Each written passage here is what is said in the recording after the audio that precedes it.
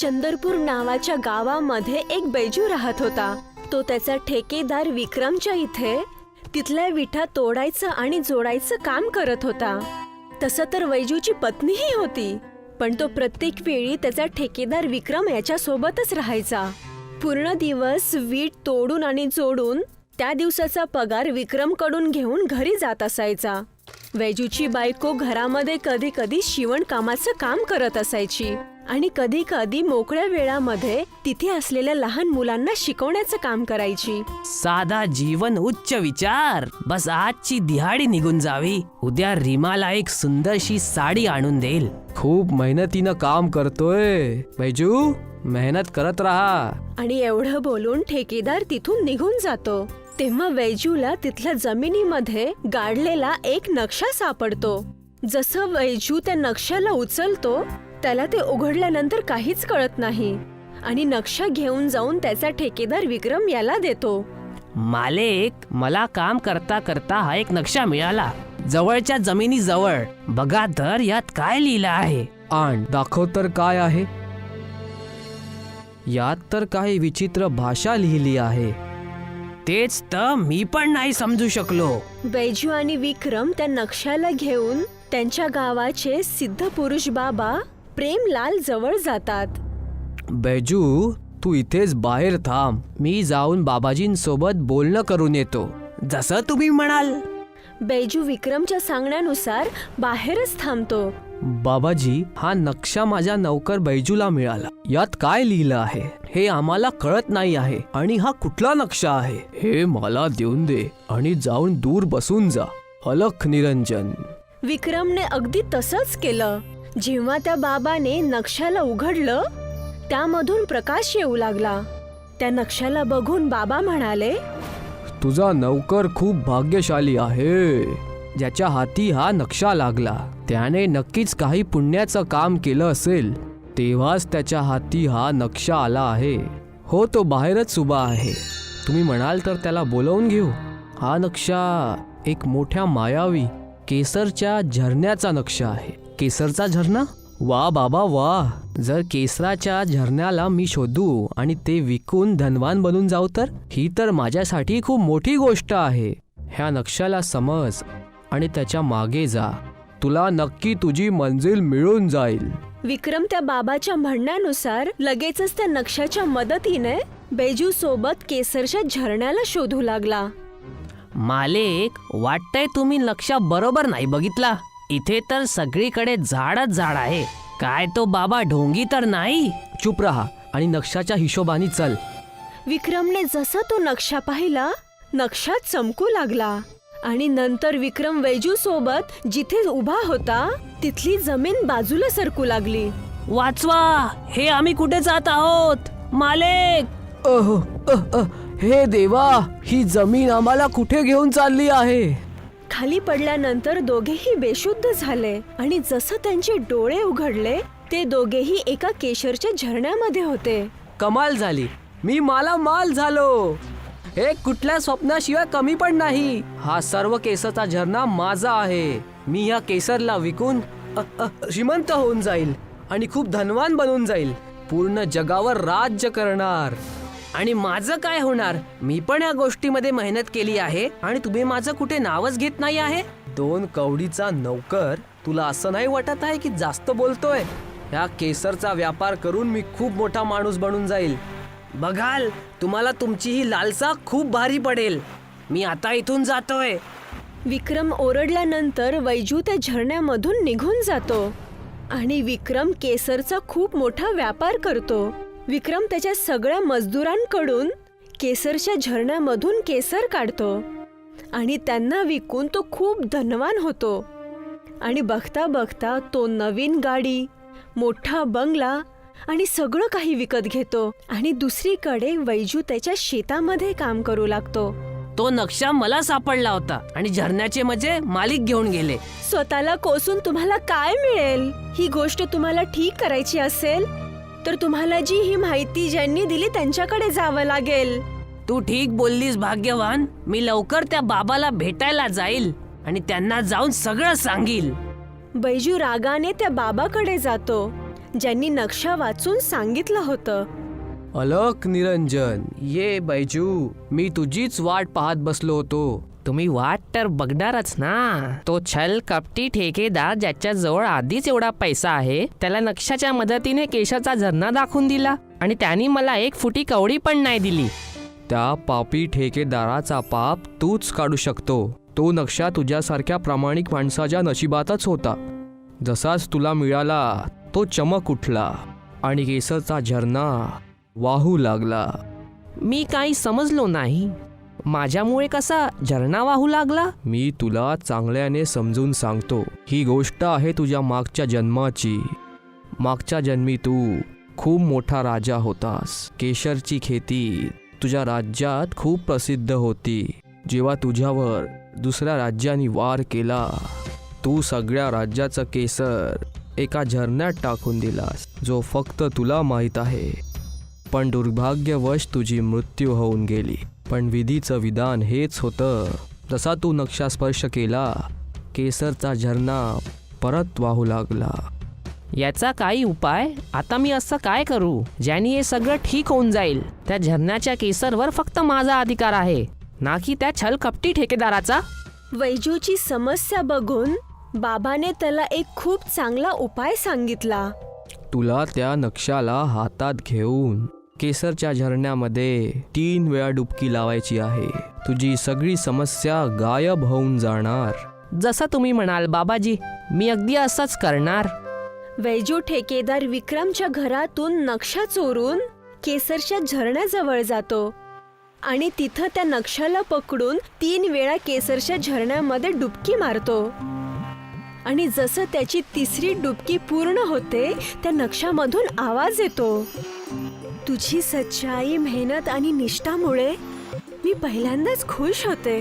माझी अशी इच्छा आहे की तू ह्या केसरच्या झरण्यामधून काही केसर घेऊन प्रत्येक त्या मेहनती व्यक्तीला विक, कारण त्यांचं घर आणि परिवार दोघेही चालू राहतील. जर असं आहे तर हे काम मी नक्की करणार. आजपासून हा केसरचा झरणा फक्त तुझ्या इशाऱ्याने चालेल, त्या कपटी ठेकेदाराचा नाही. तू कपटी ठेकेदार जेव्हा इथे येईल, तो स्वतःच्या जाळामध्ये फसेल. एक गोष्ट लक्षात ठेव, जर एकदा जरी तू ह्याचा वाईट उपयोग केला तर तूही त्या ठेकेदार प्रमाणे फसशील. आणि जसं विक्रमला ही गोष्ट कळते की वैजू त्या केसरच्या झरण्याजवळ आहे, विक्रम पळत जाऊन त्या केसरच्या झरण्याजवळ जातो. तुला काय वाटलं होतं? माझ्या घरून नक्षा चोरून तू जाणार कुठेस? मला माहीत पडणार नाही. आता थांब, तुला दाखवतोच. आणि जसं विक्रम केसरच्या झरण्याजवळ जातो, त्याला लगेचच एक खूप मोठा झटका लागतो आणि तो खाली पडतो. हे सगळं काय होत आहे? मी ह्या झरण्याच्या आत जाऊ का शकत नाही आहे? तू आम्हा गरिबांना खूप तडपवला आहे, म्हणून आज तुझा हिशोब होत आहे. आता ना तर तू आत येऊ शकतोस, ना ह्या जंगलच्या बाहेर जाऊ शकतोस. तू ह्या केसरच्या झरण्याच्या श्रापात इथेच राहून जाणार.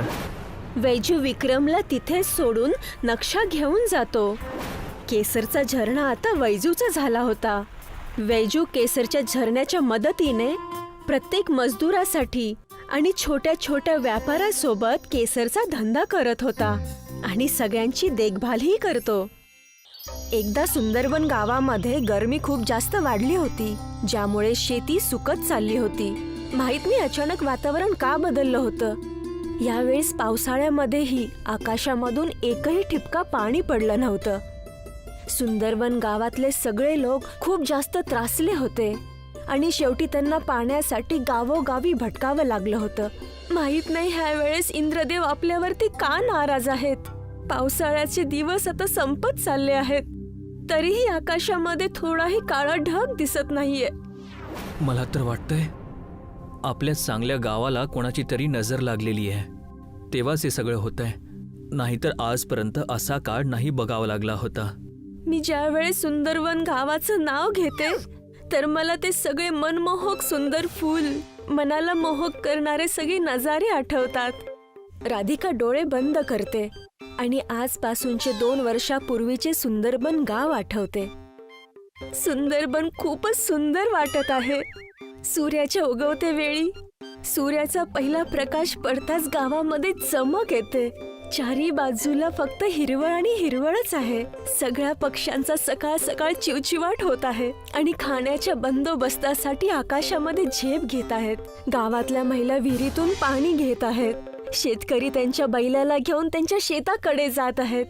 मुलं त्यांच्या शाळेची बॅग घेऊन त्यांच्या शाळेत जायला निघाले आहेत. सगळी लोक आनंदी आणि अगदी आनंदी दिसत आहेत. राधिका हे एक चांगल्या स्वप्नासारखं सगळं आठवण करत होती आणि तेवढ्यात वीरेंद्र तिला स्वप्नामधून जागं करतो. कुठे हरवलीस? आजकाल उघड्या डोळ्यांनी सुद्धा स्वप्न बघायला लागली आहेस का? स्वप्न नव्हतं बघत. आजपासून 2 वर्षापूर्वीच्या सुंदर वनाला आठवत होते. हो यार, ते पण काय दिवस होते जेव्हा या गावामध्ये खुशालीच खुशाली होती आणि खूप सारी हरियाली आणि चारही बाजूंनी चकाचौंध होती. लोक या गावाला बघण्यासाठी, इथली खूबसूरती बघण्यासाठी दूर दूरून यायचे. आणि आज आजचा दिवस आहे. या गावात राहणं कठीण झालंय. माहित नाही पुढे काय होईल. शेती सगळी सुकल्यामुळे पूर्ण गावामध्ये खायला काहीच उरत नाहीये. कोणाच्या घरात एवढंही राशन उरलेलं नाहीये जी 1 महिनाभर शांतीने खाऊ शकतील. तू 1 महिन्याची गोष्ट करतेस? आपल्या घरात तर अशी हालत आहे की 1 हफ्त्याचा किराणा सुद्धा शिल्लक नाही राहिलेला आहे. मलाच माहिती आहे कसे माझे मायबाप स्वतःला उपाशी ठेवून आपलं पोट भरतायत. हे ईश्वर, आमची मदत करा, नाहीतर भूकेजलेलं राहून आमचं हे सुंदर बनगाव एक स्मशान घाट बनून जाईल. मला वाटते की आपल्याला या समस्येला दूर करण्यासाठी आपल्या गावामध्ये एक हवन करायला पाहिजे. हो, हेच बरोबर राहील. वीरेंद्र आणि राधिका गावामध्ये जाऊन सगळ्या लोकांना एका हवनबद्दल सांगतात. दुष्काळाची अवस्था बघून सगळे लोक त्या हवनसाठी तयार होतात. गावात भगवानाच्या मंदिराच्या समोर एक मोठं हवन केलं जातं. हवन संपल्यानंतर गावामध्ये एक साधू बाबा येतात. भिक्षा दे माई. साधू बाबा एक एक करून गावामधल्या प्रत्येकाच्या दारी जातात. हे माई, हा साधू खूप दिवसापासून उपाशी आहे. काही खायला दे मला. बाबा, आम्ही तर काल रात्रीपासून चूल नाही पेटवली. मी 1 दिवस सोडून 1 दिवस जेवण बनवते, कारण घरामध्ये तेवढं राशन नाहीये. हे ऐकून साधू बाबा त्या घरातून असे निघू लागतात. तेवढ्यात ती बाई साधूला हाक मारते. थांबा तिथेच बाबा, तुम्ही माझ्या घरातून असे खाली हात नाही जाऊ शकत. आणि ती बाई घरामध्ये जे काही वाचलंय ते सगळं बाबाच्या झोळीमध्ये टाकते. ईश्वर तुझी रक्षा करो आणि तुझ्या सर्व संकटांना दूर करो. साधू त्या बाईला आशीर्वाद देऊन आणि भिक्षा घेऊन तिथून दुसऱ्या घरामध्ये निघून जातात. साधूला एक कुटिया दिसते जिथे एक परिवार बसून जेवण करत असतो. भिक्षा दे माई. साधूचा आवाज ऐकून परिवारातला मुख्य बाहेर येतो आणि त्यांना त्याच्या हिस्स्याचं जेवण देतो. साधू त्या मुख्य माणसाच्या हिस्स्याची एक रोटी खातो, पण त्याने साधूचं पोट नाही भरत. साधूच्या चेहऱ्यावरती असंतुष्टीचा भाव बघून परिवारातला तो मुख्य आतमध्ये जातो आणि त्याच्या बायकोचं जेवण बाहेर आणून साधूला देतो. साधू बाबा ही एक रोटी अजून खातात, पण त्यानेही त्यांचं पोट नाही भरत. हे सज्जन पुरुष, तू मला हे अर्ध जेवण खाऊ घालून माझ्या भुकेला आणखी वाढवलंय. हे घ्या बाबा, तुम्ही माझंही जेवण करा. हे घ्या साधू बाबा, तुम्हीही माझ्या हिस्स्याचं जेवण करा आणि तुमची भूक भागवा. साधू बाबा हे सगळं जेवण करतात आणि ह्या परिवाराची सेवा बघून ह्यांना आशीर्वाद देतात. हे सज्जन पुरुष, मी तुझी सेवा आणि दान प्रवृत्ती बघून खूप खुश आणि चकित झालोय. तू आणि तुझ्या परिवाराने स्वतःला उपाशी ठेवून आज माझं पोट भरलंय. ईश्वर तुझी रक्षा करो, तुझ्या सर्व कष्टांना दूर करो. साधू बाबा ह्यांना आशीर्वाद देऊन दुसऱ्या घराच्या दरवाजाकडे जातात. असं करत करत साधू बाबा सगळ्या सुंदरबन गावामध्ये जातात आणि भिक्षा मागतात. असं बघता बघता संध्याकाळ होते आणि साधू बाबा तिथून निघून जातात. गावातल्या सगळ्या लोकांकडे जे काही होतं त्यांनी सगळं काही साधू बाबाला दान केलं होतं. आणि आता कोणाकडेही दुसऱ्या दिवशी खाण्यासाठी एक दाणाही राशनचा राहिलेला नव्हता. पण जशी सकाळ होते आणि सूर्य उगवतो तर सुंदरबन गावाच्या नजाऱ्याला बघून सगळे लोक आश्चर्यचकित होतात. कारण गावाच्या एका साईडने पाण्याची नदी आणि दुसऱ्या बाजूने तांदळाची नदी वाहत असते. हा, ही तर खरोखरच देवाची कृपा झाली या गावावरती. सगळ्या गावकऱ्यांनी एका नदीतून पाणी आणि दुसऱ्या नदीतून तांदूळ घेतले आणि गावामध्ये एक खूप मोठी दावत ठेवली. ओंकिला अरुणाचल प्रदेशाच्या एका गावामध्ये राहायची, जे चायनाच्या एकदम जवळ होता. ओंकिलाच्या परिवारामध्ये त्याची म्हातारी आई आणि 3 छोटी बाळं होती. ओंकिलाच्या परिवाराचा खर्च शेतकरी किसानीमुळे चालायचा, कारण ओंकिलाचं गाव चायनाच्या जवळ असायचं. त्यासाठी ओंकिलाला momos, Chinese, veg hakka noodles, manchow soup जसे चायनीज मेनूज खूप चांगल्या पद्धतीने बनवायला यायचे. ओंकिलाची आई शेतामध्ये काम करायची आणि ओंकिला घरातच राहून जेवण बनवायची. काय झालं आई, आज तू खूप उशीर झाला? खूप सगळ्या गावकऱ्यांसोबत आपलं शेत पण मिलिटरीकडे जाणार आहे आणि जर असं झालं तर आपली रोजीरोटी छिनली जाईल. जर आपलं शेत गेलं तर आपल्याला मुआवजा पण मिळेल ना. कोणती गोष्ट जर आपल्याकडे असेल तर त्याची गोष्टच वेगळी असते. पैसा तर हातामध्ये आला की लगेच खर्च होतो. तू काळजी नकोस करू आई, पैशाचा काहीतरी वेगळं मार्ग नक्कीच निघेल. आज मी मोमोज बनवलेत, तू खा. ताई, तू मोमोज खूप छान बनवतेस. खाऊन खूप मजा येतो. छोटू, मोमोज खूप खातोयस, जरा मला सांग, गणितामध्ये किती मार्क मिळालेत? 10 मधून 0 अंडा. ओंकिला, तू ह्याला शिकवत नाहीस का? जर हीच गोष्ट राहिली तर हा पास नाही होणार. आई, याला चांगल्या ट्युशनची गरज आहे. हा माझ्या शिकवण्याने नाही शिकत. दुसऱ्या दिवशी संध्याकाळी आई म्हणाली, ओंकिला, आपली जमीन गेली. 2 लाख रुपये मिळालेत. ह्या रुपयांमधून आपण गावामध्ये काही काम करू शकतो का?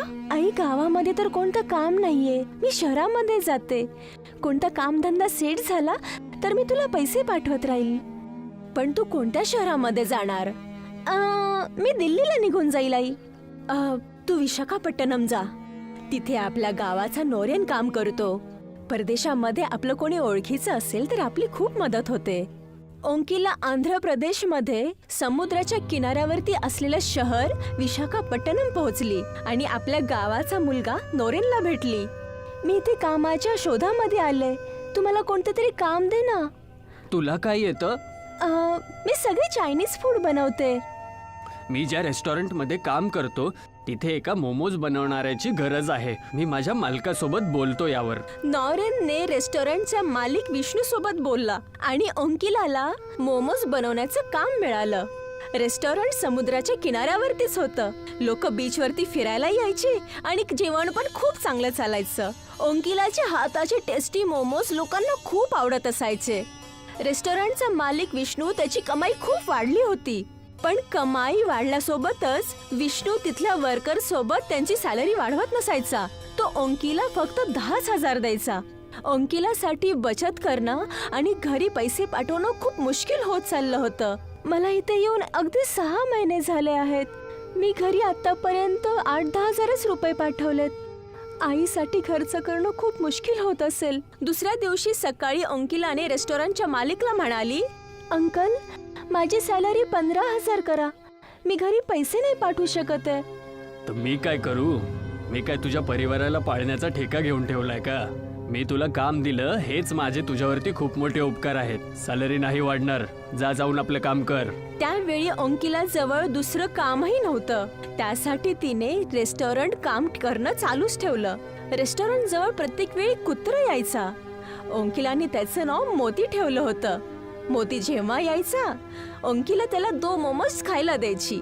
एक दिवस रेस्टॉरंटच्या मालकीने ओंकिलाला कुत्र्याला मोमोज खाऊ घालताना बघितलं. मोमोज बनवायचं सामान तुझ्या बापाच्या पैशाकडून नाहीयेत, जे की तू कुत्र्याला मोमोज खाऊ घालत आहेस. 2 मोमोज कुत्रा खाईल तर तुमचं काय नुकसान होणार आहे? आणि अशा गोष्टीमध्ये तुम्ही माझ्या आईवडिलांना का मध्ये आणतायत? या मोमोजचे पैसे तुझ्या पगारीतून कट होतील. त्या महिन्यात विष्णूने ओंकिलाला फक्त 8,000 रुपये दिले. रेस्टॉरंटच्या मालिकच्या कठोर व्यवहारामुळे ओंकिलाने एक निर्णय घेतला. ओंकिलाने नॉरेनला म्हणाली, मी इथलं काम सोडत आहे आणि मी आता स्वतःचा बिझनेस स्टार्ट करणार आहे. पण त्याच्यासाठी तुला खूप सारं सामान खरेदी करावं लागेल आणि एक काउंटरची पण गरज आहे ज्याच्यावरती ठेवून तू मोमोज विकू शकशील. काय तुझ्याकडे इन्व्हेस्ट करण्यासाठी पैसे आहेत? काही रुपये आहेत माझ्याकडे, थोडे तू दे. ओंकिलाने समुद्राच्या किनाऱ्यावरती एका साईडला मोमोज विकायला सुरुवात केली. आता विष्णूच्या रेस्टॉरंटमध्ये खूप कमी लोक जायची. बीचवरती फिरणारी सगळी लोक ओंकिलाचे मोमोज खायचे. ओंकिला आता प्रत्येक महिन्याला 20,000 रुपये कमवू लागली. विष्णूला ओंकिलाच्या काउंटरवरती लागलेली गर्दी पाहून चिंता होऊ लागली. आतापर्यंत तर फक्त माझ्या रेस्टॉरंटमध्ये चायनीज फूड विकलं जात होतं, पण ह्या मुलीने माझा एक अधिकार समाप्त केलाय. काही दिवसानंतर ही रेस्टॉरंट सुद्धा उघडू शकते. काट्याचं झाड मोठं होण्याच्या आधीच त्याला उखाडून फेकलेलं उचित आहे. विष्णू एक दिवस ओंकिला जवळ जाऊन म्हणाला, ओंकिला, माझे नवीन वर्कर चांगले मोमोज नाही बनवू शकत आहेत.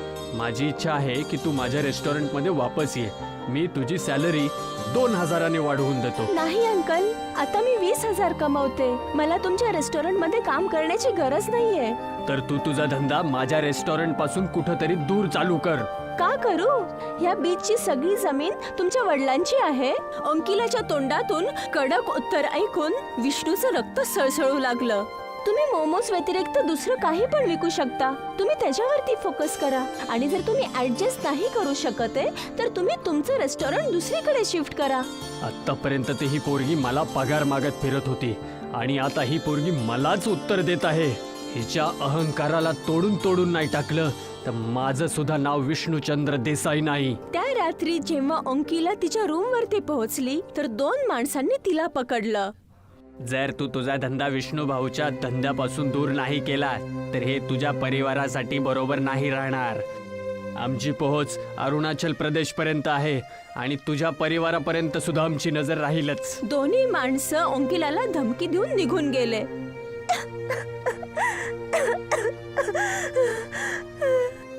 अंकिलाला खूप वेळानंतर श्वास आला. अंकिलाला फोनवरती तिच्या आईसोबत बोलली, तू घाबरू नकोस बाळा, तिथे कोणीच आपलं काहीच बिघडू नाही शकणार. तू तुझं काम चालूच ठेव आणि तू यावेळी पोलिसांकडे जा. अंकिलाने पोलिसांकडे जाऊन शिकायत केली. पोलीस विष्णूकडे पोहोचले. विष्णू भाऊ, तुम्ही इथले सन्मानित व्यक्ती आहात. काय तुम्ही कोणाच्या जीवाचे हत्यारे बनवू इच्छितात? नाही नाही इन्स्पेक्टर साहेब, माझा कोणाचा जीव घ्यायचा काही हेतू नाहीये. मला तर फक्त त्या मुलीला घाबरवायचं होतं. अशा प्रकारे घाबरवण्याचे आणि धमकी द्यायचे कामं नका करू, नाहीतर तुमच्यासाठी कायदेशीर संकट तयार होतील. त्या मुलीला तिचा बिझनेस करू द्या. पोलीस गेल्यानंतर विष्णू विचार करू लागला, ताकदीने काम नाही चालणार. मी फसून जाईल. डोकं लावावं लागेल आता. काही दिवसानंतर अंकिलाकडे एक मुलगी आली. हॅलो मॅम, मी हिंदुस्तान पे कडून आलेली आहे. प्लीज तुम्ही आमचं कोड स्कॅनर लावा. याचे तर पैसे जातील. हे फ्री आहे. तुम्ही आत्ताच मला तुमचा फोन द्या, मी तुमचं अकाउंट लिंक करते. खूप सगळे कस्टमर ऑनलाईन पेमेंटची माग करत होते. त्यासाठी अंकिलाने विचार केला की ऑनलाईन स्कॅनर लावायला पाहिजे. अंकिलाने तिचा मोबाईल त्या मुलीला दिला. ती मुलगी एक हॅकर होती जिला विष्णूने पाठवलं होतं. मुलीने अंकिलाचे बँक अकाउंटचे सगळे पैसे उडवले. हे घ्या, झालं. दुसऱ्या दिवशी अंकिला ATM कार्डमधून पैसे काढण्यासाठी गेली तर तिला कळाले की अकाउंटमध्ये एकही रुपया नाहीये. अंकिला लगेचच बँकमध्ये गेली आणि तिने तिच्या अकाउंटबद्दल विचार केला. बँकमधून तिला सांगितलं गेलं की तिला ऑनलाईन धोकाधडीची शिकार झाली आहे ती. अंकिलाला समजलं की हिंदुस्तान पेवाल्या मुलीने तिला धोका दिला. अंकिलाने पोलीस स्टेशनमध्ये त्या मुलीची रिपोर्ट लागली, पण त्या मुलीची काहीही माहिती नाही कळाली. आणि इकडे विष्णूने अंकिलाचं काउंटर सगळं चोरी केलं, ज्यामध्ये अंकिलाचं सगळं सामान ठेवत असायची. अंकिलाकडे आता इन्व्हेस्टमेंटसाठी पैसे होते आणि नाही सामान. ती रडत रडत नॉरेन जवळ पोहोचली. मी लुटले गेले नॉरेन. काय झालं अंकिला? तू रडत का आहेस? अंकिलाने नॉरेनला सगळी माहिती सांगितली. तू मला 10,000 रुपये देऊ शकतो का? नॉरेन 2 दिवस आधीच गावाकडून आला होता. मला माफ कर अंकिला. मी परवाच माझ्या ताईचं लग्न करून वापस आलोय. माझे सगळे पैसे लग्नामध्ये खर्च झाले. अंकिला बीचवरती बसून रडू लागली. तेवढ्यात तिथे तोच कुत्रा मोती आला, ज्याला अंकिला मोमोज खाऊ घालत होती. आज माझ्याकडे तुला खाऊ घालण्यासाठी काहीच नाहीये. मी लुटली गेली आहे. मोती अचानक एका देवतेमध्ये बदलला.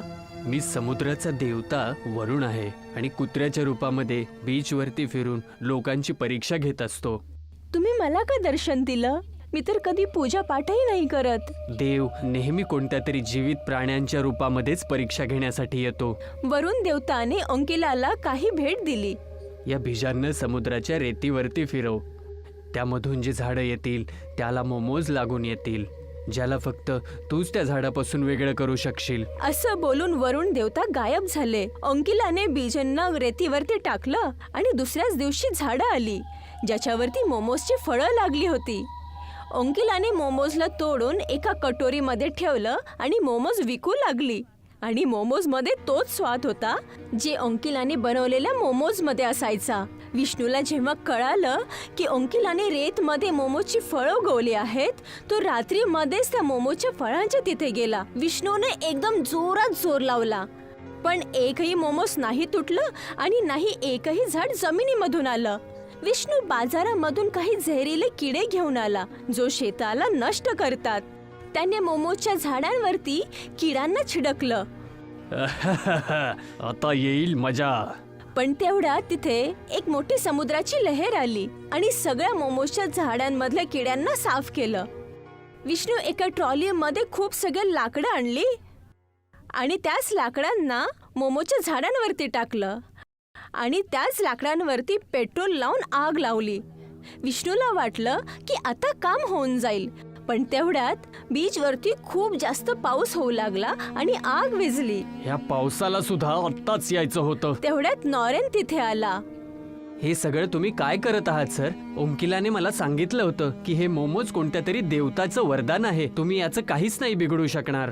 मी नास्तिक आहे. माझ्यावरती या देवतांचा आणि वरदानांच्या गोष्टींचा काही असर होणार नाहीये. मी माझ्या आयुष्यामध्ये सगळं माझ्या मेहनतीने कमवलं आहे आणि मी तुला ओंकिलाच्या ह्या फ्रीच्या मोमोला बर्बाद करून दाखवेल. तेवढ्यात ओंकिला तिथे आली. विष्णू अंकल, तुम्ही माझ्या मोमोच्या झाडांना अजिबात नुकसान देऊ नका, नाहीतर मी पुन्हा पोलिसांकडे जाईल आणि तुमची तक्रार करेल. जर ही सारखं सारखं पोलिसाकडे गेली तर माझी तर इमेज खराब होऊन जाईल. आता माझं इथून निघून जाणं ठीक असेल. तू चुकीचं समजत आहेस ओंकिला. मी तर फक्त इथे ह्या मोमोजला बघायला आलो होतो. जर तुला त्रास वाटत आहे तर मी इथून निघून जातो.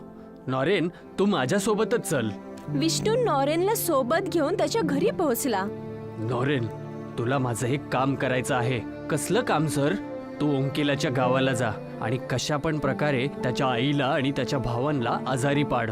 जर ते आजारी पडले तर ओंकिलाला त्यांचा इलाज करण्यासाठी गावाला वापस जावं लागेल आणि अशा प्रकारे ओंकिला माझ्या रस्त्यातून हटून जाईल. तुला मी या कामाच्या बदल्यामध्ये 50,000 देईल आणि जर तू नकार दिलास तर मी तुला नोकरीवरून काढून टाकेल. नॉरेन संकटामध्ये पडला. त्या रात्री तो झोपू नाही शकला. हे देवा, मी काय करू? मी नोकरी नाही सोडू शकत. माझे बायको पोरं उपाशी मरतील.